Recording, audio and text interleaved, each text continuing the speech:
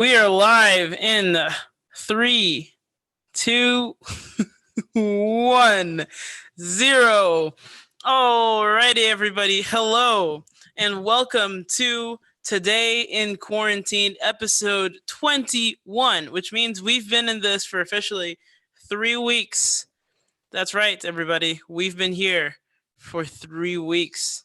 And we're just gonna keep being here. I know it's such a wild ride that we've been on in these past few weeks. COVID-19. How are you, Pastor Gua? It's been a while. Yeah, it's been good. I've been good. I've been enjoying watching the show and seeing your guests. I love it. I've been good. I woke up full of energy. I even washed my hair. I mean, like, it's a real accomplishment, guys. Like, I washed my hair. There you go. And then I did my hair. There you go. That took like 3 weeks worth of sleep to get to. That's all right. That's all right. Well, we're happy to have you back on the show. And what have you done today in quarantine? What's your day? Well, besides washing your hair and getting up and having energy, how has the rest of the day been? Or is that kind of? Well, I woke up. What did we do? I woke up. Can't even tell you, really. I have no idea what happened chronologically throughout my day, except that I know we went out, we bought some ice cream and pizza. I know don't worry, the kids stood in the car, minimal conversations, 20 feet apart from everybody. I took the kids out for a walk. I demanded they go out for a walk. As a matter of fact, there was a creeper in a car that was kind of following us and recording as he was going. So we actually had to hide in the church. Like, he turned the corner and I was like, you know me, I don't play. I'm looking at you in the face. Yeah. I'm looking at you. Yeah. And we hid out in the church and I was just waiting for him. He initially made a U-turn and I was like, nah, you're making a U-turn back to us. We gone. So we went to hide out in the church and we stood there for a little bit. Then we went home, got in the car and went out for ice cream to make everyone feel better. And then I recorded a show with the girls. You'll see it sometime today. How to make unleavened bread, brought to you by my children. But I think the best part is going to be the bloopers, because kids say the darnest things. But they're just generally funny and uncomfortable in front of the screen. So I thought it was funny, but I think I have a bias. Oh, it's okay. Oh, that's awesome. That's cool. I can't wait till that video to come out. Where is it going to be once it comes out? I'm going to post it just on my regular Facebook page. Maybe, I mean, it was supposed to be to help people, because I remember becoming a Christian and having no idea what unleavened bread was, why we eat it. Tonight, the College View Church is leading out in a communion, bedside communion. So, if you don't know how to make your own unleavened bread, you'll find the video. It's really quick. It can get done in like 20 minutes or less, depending on how fast you are. And so we were just kind of prepping for that and kind of empowering young adults to say, I can make my own unleavened bread. We kind of burnt ours a little bit, honestly, because I usually burn everything I cook, including my unleavened bread. That's okay. That's what we call a burnt sacrifice, and that's all right. Yeah, that's pretty much true about all my cooking. It's all a burnt sacrifice. That's all right. Well, cool. I'm looking forward to that. That'll be fun. Yeah. Nice. How about you? What have you been up to? What has this day brought forth from your loins? No, you know what I mean. How's your day? Today has been it's been a good day. Let's see. I did some lesson planning for next week. Tomorrow's Good Friday, and even though we're a public school, for some reason we have Good Friday off. But we're in the Bible Belt of Nebraska. That's it. We have winter break, but we have Good Friday off. Don't ask me. But so I was trying to finish up everything before tomorrow. Didn't quite get there, but I got 3/4 of the way there, so I'm happy with that. Yeah. So there's that. I'm finishing up the final touches on my garden box, kind of. I'm almost on the last stage. I can't wait to go inside your house. I'm gonna come and look at it. Oh yeah, I'm so excited about it. I painted primer on it, so it's all primed and ready to go. I did that yesterday. And today I put painter's tape into geometric patterns that I'm going to paint in other colors. So I'm taking color suggestions. So if you're watching, give me some color suggestions. I'd love to to uh, play around with them. My brother suggested I do red, yellow, and black as 3 colors. I'm looking for 3 colors I'm going to do. So if you have any suggestions, let me know. And yeah, I'm just thinking about maybe primary colors, so maybe red, yellow, and blue, or navy blue instead. That'd be fun. But yeah, okay. Yeah, it would be I interesting. like it. Yeah. All right. Well, we got a couple of comments in the chat. Jocelyn and my mom say hi. So hi. Hello. Hello. And so does Andrew. Hi, Andrew. You guys are like my Hey, faithful Andrew. 3 people watching this show. So we appreciate you. Woo-hoo. Oh yeah, there's literally 3 people watching the show. Way to go, guys. Thank you. And my mom wants to know will the communion service be live for people to watch tonight? Yes, if you go to our Instagram page, I believe it will also be on our Facebook page. You'll be able to get that information. Okay. Is it also Yeah. is it going to be on live stream as well? Get the information on those pages and then also see the live streaming of it. Gotcha. Okay. Cool. I think it'll be on live stream as well if I'm not incorrect. Yeah. All right, cool. Jocelyn says I should do green, orange, and black. Ooh. I like that. I like green. I'm all for green. You're not an orange person? I like green, like a yellow mellow, and maybe like a softer orange. No. I'm all for full colors here. All right. I'm not a pastel person. Box. It's true. She made it with her hands. She can do whatever color she wants. That's true. I've made this box with my own 10 fingers and only hit my thumb with a nail, or not with a nail. Oh my goodness, with a hammer twice. Yeah. So my mom says earth colors, green, brown, and blue. That's a little, okay. That's legitimate. I'm seeing a theme here. There's green coming up. So yeah, green is the best. I love green. That's fair. Yeah, I like a good like forest green. I like that. But I'm not sure. I like forest green. I think I want to let the plants be the green in my box though. Does that make sense? Yeah, that makes sense. Right? Yeah. You have cucumbers in there, so then you're gonna get a deeper green showing out. Yeah. What else? What else did you plant in that box? Or spinach. Are you planting to plant? Spinach, that's a and it's green. Spinach, yeah. Tomatoes, so there's my red. I have some squash, which is like what was it? I think it's a yellow squash or like an acorn squash. Yeah, okay. Those are some good colors. I'll remember that. Good deal. The service starts at 8 tonight or 7 tonight, 7 Central, right? You asked me a lot of detailed questions. You're right. Just go onto our College View website there you go. Facebook page, and there's going to be a poster on it. Mom, I'm sorry. I love you. I just, I don't even know what I did yesterday. I believe it starts at 7 though. Yeah, I think that sounds about right. I'm all concerned. It's okay. That's all right. It's all right. Yeah, Mom, go on the College View website. Just Google College View Church. All right. Lincoln, Nebraska. So I've asked Pastor Gua in here today to ask her some questions. As you guys know, she is a woman of the Bible and of the cloth, which means that she's a pastor. And today we are going to be asking Pastor Guadalupe Mansour the most Googled questions about pastors. And the question is, or the question prompter is, why do pastors, I need to look up Google. I had this pulled up. Oh, I do. All right. The question is, why do pastors ... So Google has a bunch of questions. One of them is, why do pastors wear robes?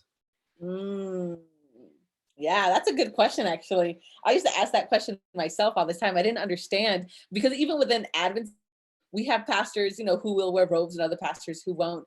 For the most part, it's tradition. Obviously, we know back in John and Paul's day, everyone wore robes, laity and non-laity wore robes. So that just kind of continued in the tradition. But then we have, writers like John who kind of twisted the robe, not twisted, but made the robe something sacred. And so it kind of carried this traditional sacred aspect of it. But then, there are other denominations, even parts of ourselves, our denomination, where the wearing of robes was too identified us too closely to the Roman Catholic Church. So during the Reformation, we wanted to like separate our ways, and so we didn't want to be identified with them at all. So then people did away with the robes, and then also people wear robes now because they want to. It's also an act, or it's a symbol of humility. Don't look at me, look at Christ. It's an identifier of ordination and the calling to the ministry. It's a symbol of just humility. So honestly, depending on the pastor and the tradition that they're representing will determine whether or not they have a robe. Is it biblical? I think it's as biblical as eating a baguette versus another kind of bread. Like just eat what fits well for you, and is according to your conscience, but there is nothing against it and nothing for it. So in either way, you just have to, if it's sin to you, then it's a sin. But if it's not, then it's not a sin, and there's no law against it. All right, good answer. All right, next question is similar to that one, so we're gonna skip it. Why do pastors move so much? And I don't know if this is talking about like across the country or across the platform.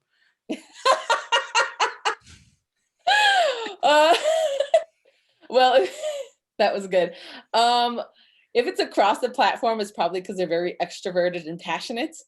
And they like to be engaged in and have engagement. So moving around is really good when you do it on the platform. If it's, from one church to another and one state to another, it just determines kind of the both the theology and the practicality of having a church, having a pastor in one church or in one district for long periods of time, depending on the statistics that people are following. Some statistics say that a pastor needs to be there for 10 plus years in order to really make a change in culture and an impact in terms of teaching.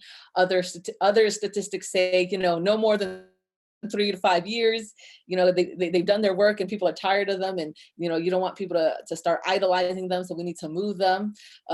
Other thought processes are, well, they're so skilled or unskilled, we need to, for the betterment of the church or for the equipping of the saints in other areas, we need to move them. So there's just it's really a case by case.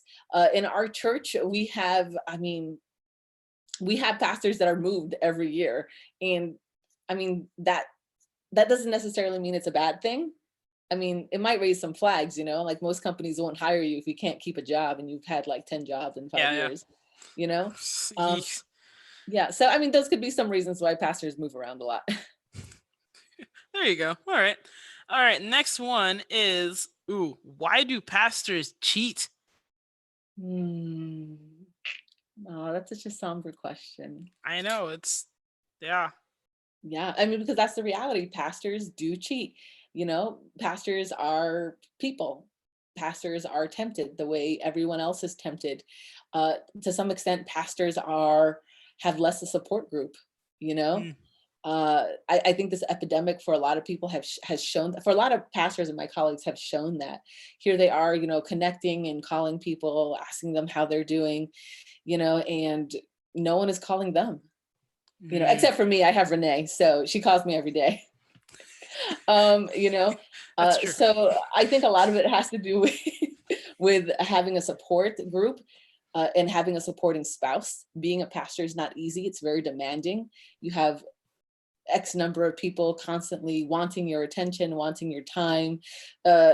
Even if they don't say it, somehow they think that if they're connected with you, somehow they're connected to Christ, as opposed to just connect with Christ, Yeah. So why do pastors cheat? Because they got tempted and they fell. Yeah, they're human. Yeah. And obviously something else was broken. It wasn't just, we're tempted every day and we don't fall to every temptation. But when there's something broken, when there's a lack of support somewhere or somehow, whether the marriage is broken or people are bitter, or there's resentment, and, we're not paying enough attention to our spouses, which happens, even to female pastors. Even female pastors cheat, everyone. That's That's true. it happens, it falls, and we need prayer and we need forgiveness. And, praise the Lord for his lavish love that forgives us when we ask him, even when pastors sin. Mm, mm.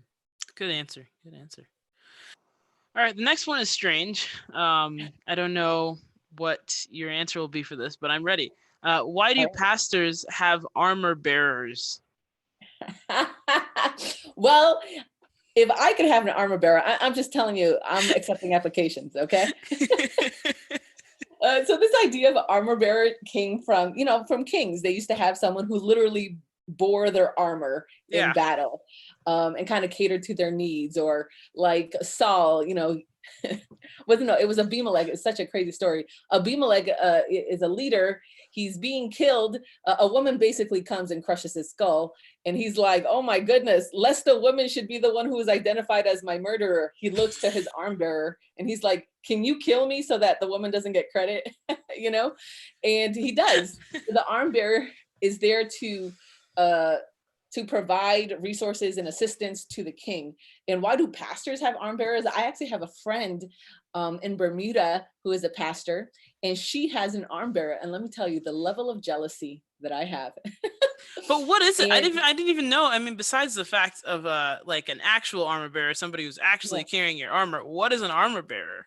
an armor bearer to a pastor, I would say, is someone who carries the weight of everyday life in areas that the pastor doesn't is not necessarily needed, like cooking meals or laundry or running errands. Oh. They take a load off so that the pastor can focus on scripture reading or Bible studies, just the work of the Lord. And let me tell you, that's amazing. I need an arm I need an bearer. armor bearer. Apply now. I'm not a pastor, but I need one. Oh my goodness. Yeah. So I mean, it's kind of like it just depends on how you use your arm bearer. If there's a willing participant, if there are some people who are convicted that they are arm bearers to the pastor, and I mean, and that's great because they just become like the right hand person to the pastor, Hmm. to help alleviate stressors and so that the pastor can focus on pastor things. Yeah. So I mean, it's pretty cool. I mean, Yeah. my number is 555. Okay. 33312. If you would like to be my arm bearer. Yeah, go ahead. Please sign up. That's very interesting. I had no idea. That's interesting. Yeah. All right. There are a couple more questions on here. We might save those for another day, but thank you for answering those. Those are Yeah, interesting. that was It's good to fun. know. Yeah, good to know. You never know what Google will ask you. Um, Today, let's see, is the weather out here in Lincoln, Nebraska is slowly Mm. going down, and it's just making me a little sad inside. Because yesterday or 2 days ago it was about Yeah, 84 degrees. it's very Yeah, much like it's a rough relationship. yeah. It was 84 degrees 2 days ago. Yesterday was like 70, and today is 55. Tomorrow's supposed to be 40. It's not looking good. Yeah. So, but it's sunny today. Very windy and very sunny, but it's 55 degrees. So there's our weather report for Yeah. today. You can still go for a walk. Yes, you could. Yeah. And I will later today, probably. Um, yeah. A little update on my oh, no, I said that already. Never mind. All right. I was going to give you an update on my plants, but I already did. Um Did some of them are growing, right? Like you showed me a picture that they were sprouting already I so yeah, quickly. I did. And actually my roommate has cats, and these cats have been terrorizing my plants. So I banished my plants to the garage, and I banished my car out of the garage. It's begun, Oh, Dad. is there sunlight that streams into your garage? A little bit. There's a little door. And so now there's a little bit of sunlight that comes in. Um Mm. it makes me kind of sad. But hopefully next week I'll no, I probably won't plant them next week. Never mind. By next week I'll have the box outside at least, so we'll see about that. Okay. But yeah, so there we have it. There's kind of our segment for today. Unfortunately, I do not have. I made a couple dad jokes, but I don't have a dad joke segment today. Okay, that's really sad. I'm sorry to hear that. Let me see if I find one real quick. Oh, I had a riddle yesterday, and I didn't tell anybody the answer to the riddle. The riddle was, when are vegetables involved in music? The answer is when there's 2 beats per measure. It wasn't necessarily a riddle, but it was also just another dad It sounds joke. kind of dad jokish. Yeah, it's kind of a dad joke. Academic father trying to be funny. Yeah, that's probably it.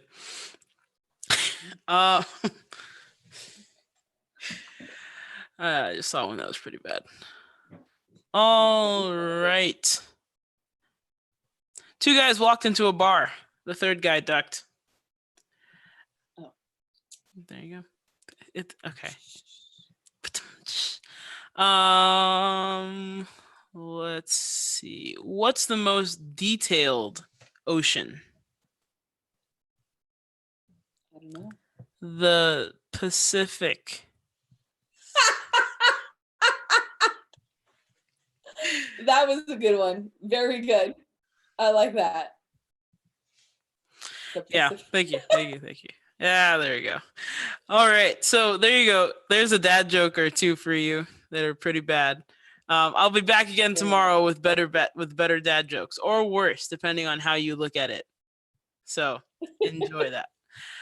Thank you, Pastor Wall, for joining us again today in quarantine, and we hope to see everybody here again tomorrow in quarantine for another episode. Thank you all. Have a great day.